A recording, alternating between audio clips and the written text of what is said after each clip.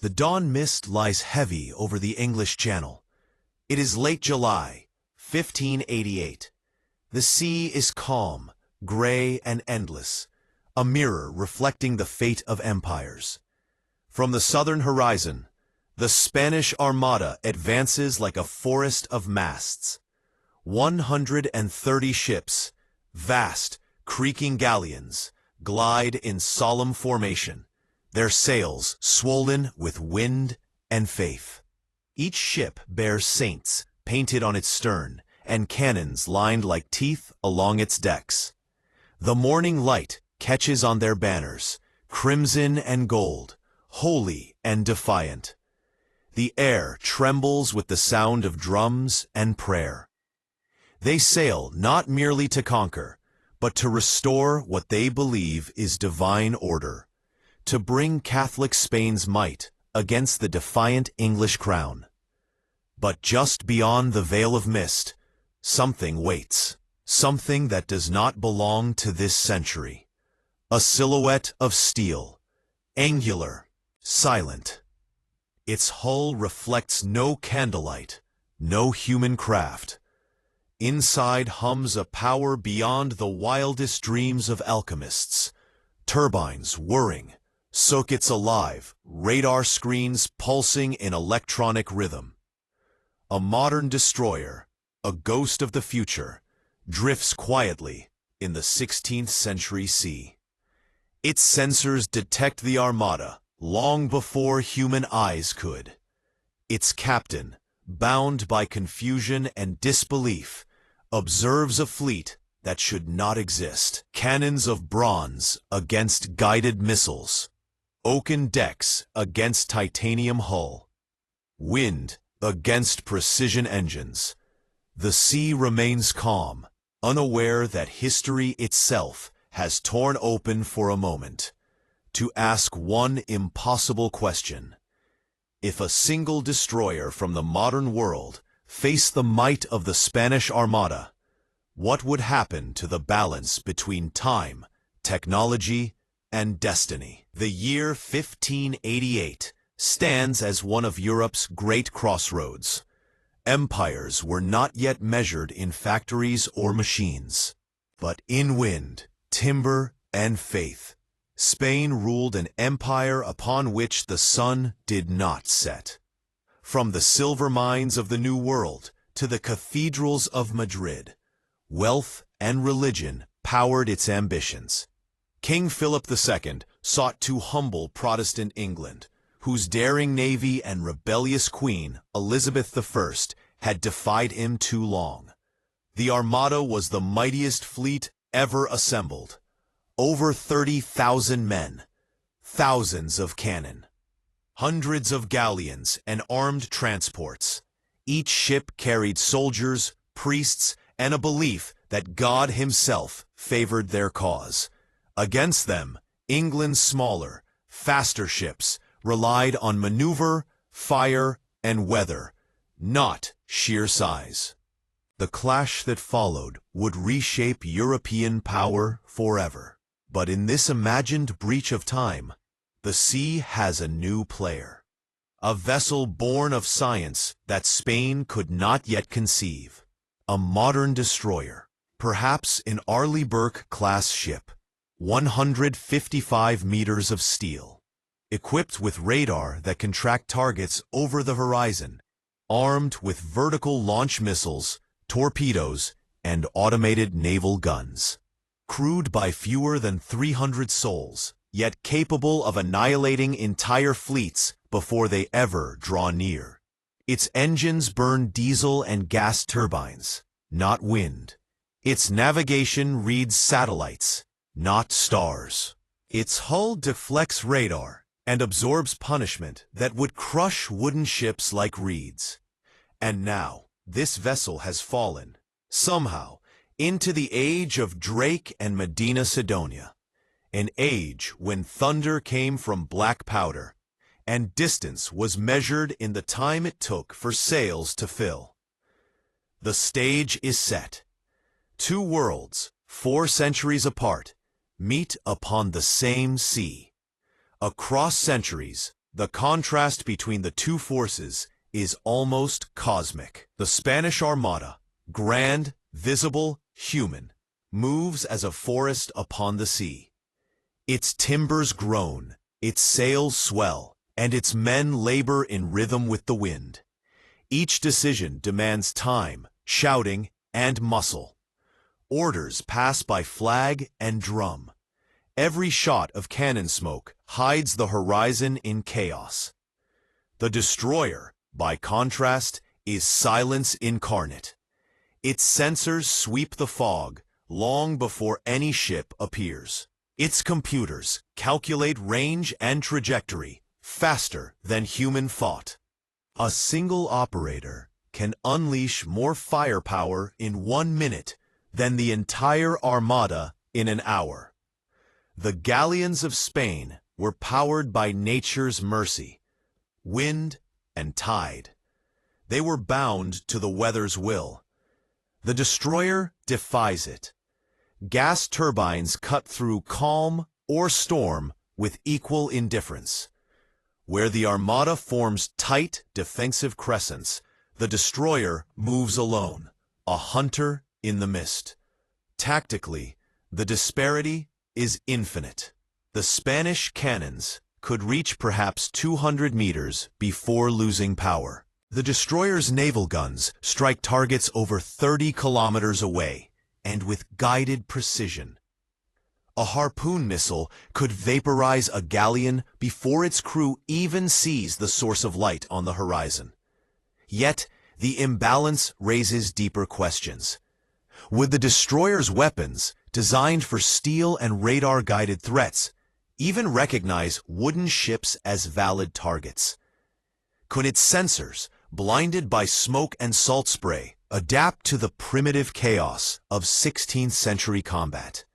And what of logistics, when fuel, ammunition, and repairs belong to a future that does not exist here? The clash would not be one of equals, nor even of enemies. It would be a meeting between eras, the hand of the industrial future touching the wooden heart of empire. At dawn, the mist hangs low upon the channel. The Spanish Armada stretches across the horizon, dozens of galleons, their sails swollen like the lungs of a giant, moving in patient unison toward destiny. Drums echo faintly across the water. Flags rise. Orders pass. Cannons are primed with powder and prayer. Far beyond the fog, the modern destroyer awakens. Its radar hums softly, tracing the faint wooden echoes on the sea. No one aboard truly believes the readings. Hundreds of slow, wind-driven contacts where none should exist. Yet the data is clear. The past has assembled itself in Babel formation. A single command is spoken. Engage. From the ship's steel hull erupts a sound that the 16th century could never imagine. A roar that shatters the air and folds the fog upon itself. A missile streaks low across the water, a streak of light so fast it seems unreal. Seconds later, it finds a galleon. The explosion is silent before it is heard. Wood and flame, and men torn into the sea. The wave that follows rocks nearby ships, as if the ocean itself recoiled in disbelief. Panic ripples through the armada. Captains shout for wind, for formation, for God. But their world has no language for this weapon. Their cannons roar into the haze, their iron balls skipping uselessly across the water, never touching their invisible foe. The destroyer fires again, calmly, rhythmically, without malice. Each strike a clean incision in time. The sea becomes a gallery of burning relics, the horizon red with memory and loss. And then, silence returns. No victory cry, no enemy in sight, only drifting wreckage, smoke, and the hum of an engine that does not belong to this century. When the echoes fade, the channel is a graveyard. Fragments of oak drift beside oil-slicked waves. The smoke that once carried the scent of gunpowder now mingles with something older, the faint aroma of pitch, tar, and burning history. The destroyer slows its engines. The crew stands in quiet disbelief. They have witnessed not a battle, but an erasure. Centuries of shipbuilding, seamanship, and valor, undone in a morning. Had this confrontation truly occurred, it would have rewritten the foundations of war.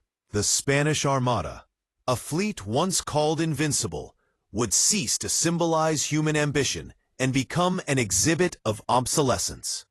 The destroyer's sensors would chart wrecks scattered like bones, the end of an age marked not by surrender, but by irrelevance. Even the concept of courage would feel displaced. In 1588, bravery meant standing upon wooden decks under cannon fire, trusting wind and will. In the modern age, courage hides behind circuits and radar screens, decisions made with precision rather than desperation. Such a meeting between eras would reveal a quiet cruelty in progress itself. Technology, for all its marvel, does not simply evolve, it erases. It renders entire worlds impossible, replacing them with efficiency.